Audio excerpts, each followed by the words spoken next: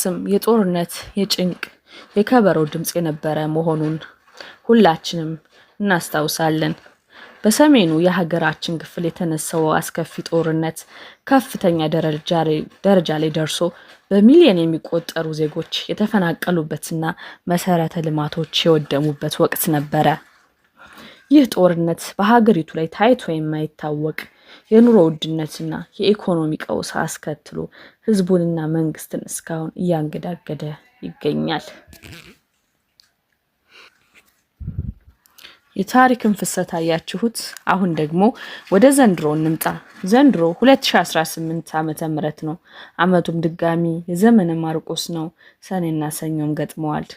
ታሪክ ራሱን ይደግማል ወይንስ እኛ ካለፈው ተምረን ራሳችን አገራችን እንጠብቃለን?